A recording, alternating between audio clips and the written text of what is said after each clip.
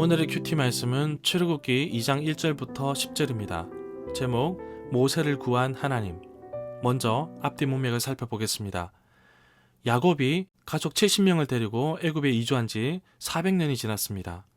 거대한 민족이 된 이스라엘을 부담스러워한 애굽 바로왕은 이스라엘 백성들을 강제 노역시키고 더욱더 힘들고 고된 일만 시킵니다.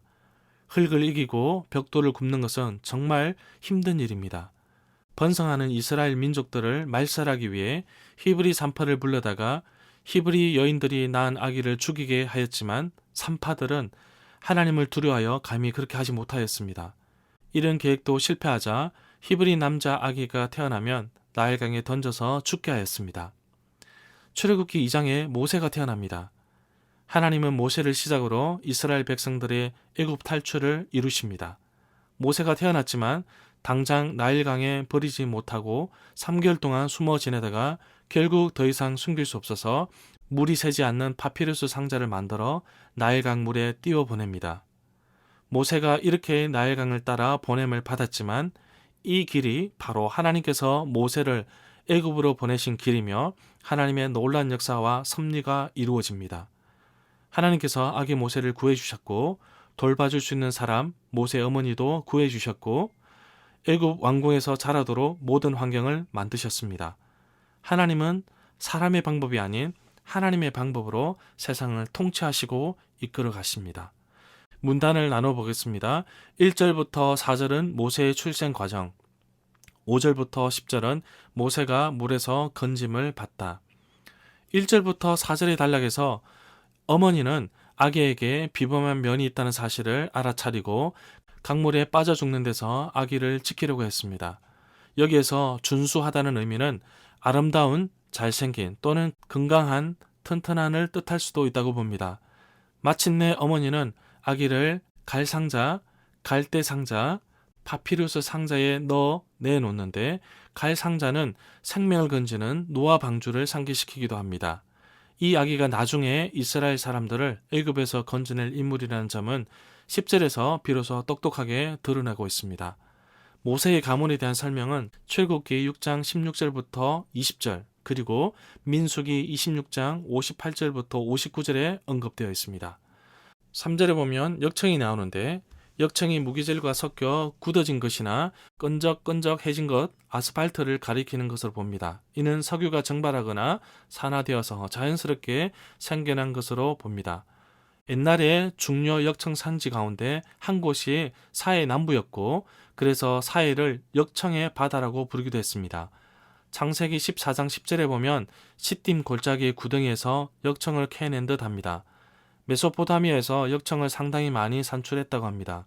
역청은 모르타르로 쓰기도 했고 배나 상자의 틈새를 꽉 막는 데 쓰이기도 했습니다. 또한 땅바닥 깔개로나 예술적인 작품을 만들 때도 사용하였습니다. 5절에 보면 그때 파라오 투트모스 1세의 딸 하셉수트가 목욕하러 나일강에 나왔습니다. 공주의 몸종들은 나일강을 거닐고 있었습니다. 공주가 큰 풀들 사이에 있는 그 상자를 보고 몸종을 시켜 그 상자를 가져오게 하였습니다. 5절부터 9절의 단락을 보면 위기에 빠진 아기를 동정심에서 건져낸 자가 하필이면 히브리 사내 아기를 죽이라는 명령을 내린 바로 투트모스 1세의 딸 하셉수트였습니다. 모세의 누이 미리암의 기민한 개입으로 아기 모세는 친어미 요게벳에 돌아갈 수 있었고 어머니 요게벳은 어미의 의무를 수행한 데 대한 싹까지 받았습니다. 하나님의 구원 행위는 전적으로 관련 당사자들의 활동을 통해 이루어진 것으로 볼 수 있습니다. 10절에 아기가 자라나자 여자는 아기를 공주에게 데리고 갔습니다. 공주는 아기를 자기 아들로 삼았습니다. 공주는 이 아이를 물에서 건져냈다 해서 그 아이의 이름을 모세라고 지었습니다. 아기 모세가 물에서 건짐을 받아 공주의 아들이 되었던 당시의 바로왕의 이름은 투트모스 1세입니다.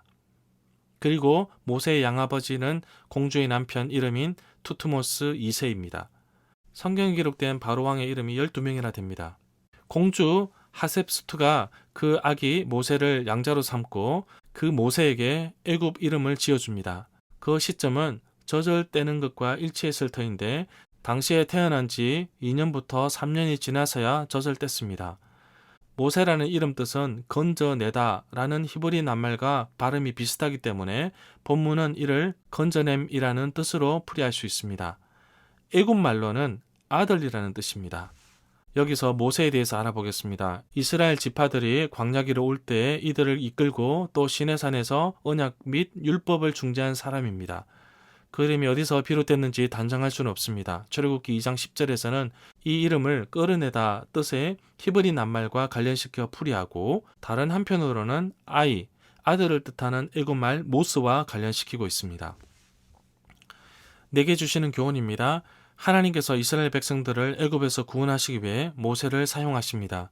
모세의 출생 과정과 바로의 딸을 만나는 장면에서 볼 수 있는 것은 하나님께서 기가 막힌 방법으로 구원의 사역을 이끌고 계시다는 것입니다. 사람이 감히 생각지도 못한 방법으로 모든 상황을 만들어 가신 하나님의 손길을 볼 수 있습니다. 모세를 갈대 상자에 넣어 물에 띄어 보내는 요게벳의 마음은 정말 찢어질 정도로 아프고 괴로웠지만 하나님은 상상하지 못할 방법을 통해 다시금 아기 모세를 만나게 하십니다. 우연이라고 생각할 수도 있겠지만 이 모든 과정이 하나님의 손에 달렸음을 고백합니다. 모세뿐만 아니라 오늘날 말씀으로 살아가는 나 자신도 아기 모세처럼 하나님의 손길에 내 삶이 있음을 고백합니다. 살고자 발부둥 치지만 생명의 주관자는 하나님이시고 나를 수령해서 건져 흔들리지 않는 반석에 옮겨 놓으실 분도 하나님이심을 고백합니다. 모세의 누이 미리암도 사소한 일이었지만 모세를 건져내는데 큰 역할을 하였습니다. 아주 작은 일일지라도 주를 위해 헌신할 때 하나님은 귀하게 사용하십니다. 오늘 하루도 하나님께서 나를 기가 막히도록 이끄시고 인도하실 것을 기대합니다.